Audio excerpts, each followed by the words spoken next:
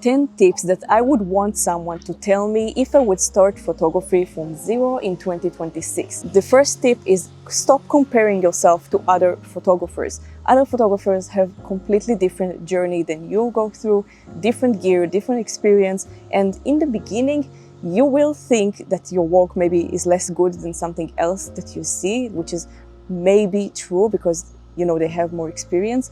But don't forget that they also took those photos in the beginning, and this is something that you will just have to go through. In every niche that you choose in your life, it starts slow, and then you understand what you like more, what is your favorite gear, how you will develop as a photographer. So just keep in mind not to compare yourself to others. You will just develop your own style and your own unique voice in this beautiful niche.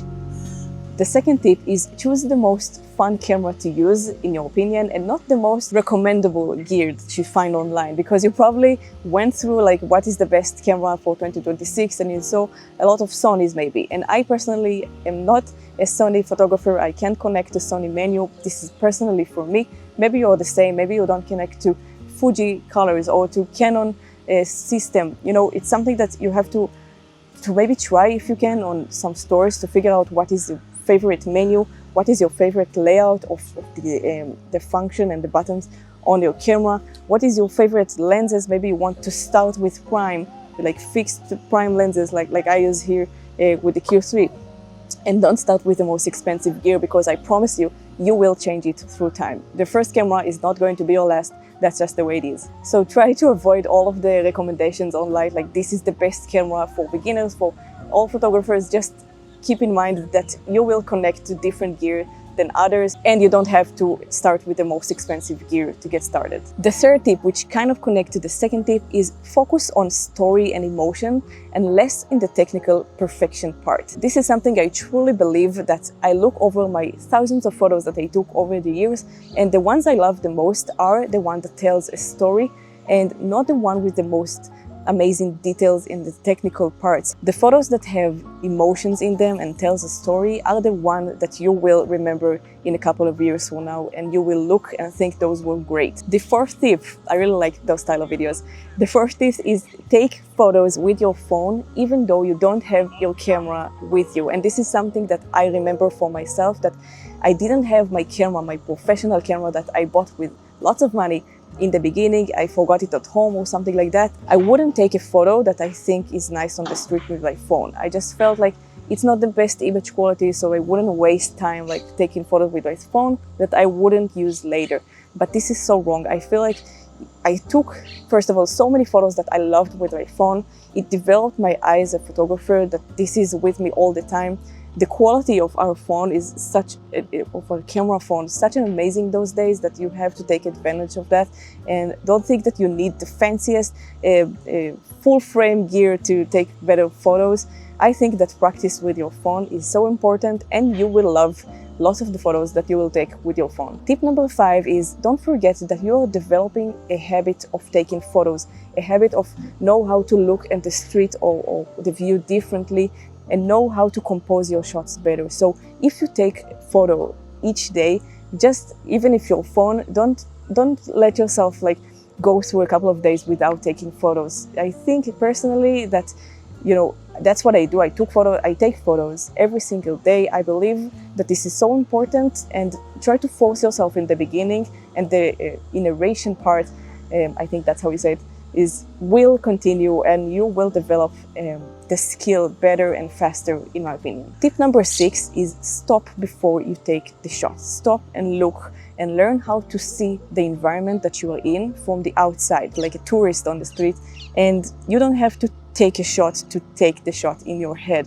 Just try to know and think now, if I would have my camera with me, how would I compose what is in front of me? Maybe I would want a nice bouquet with some flower or a person on the background. So many things to consider and to keep in mind. And I think personally that this is the most beautiful thing about photography. Just be mindful of the present moment. Try to get it all in and understand how you will develop something from scratch, like make a photo out of nothing. That's so beautiful idea.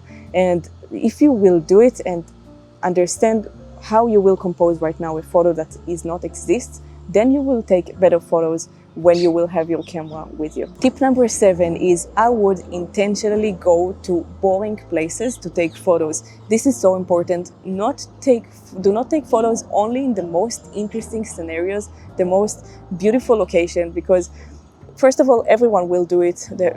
Most of the photos will look the same. It's very easy to do so. It's not such maybe developing your eye as a photographer if you go intentionally for the places that you know the most boring places, the alleys behind your house or something like that, and try to capture textures, colors, layers, and a depth of field maybe, or maybe you want everything in focus. Just think of what is the best thing that you can capture right now in front of you. I know that in boring places I capture some of my favorite photos, and it just developed the mindful walking on the street with my camera. This is a very fun, a very important part of photography. Tip number 8 is a very important one.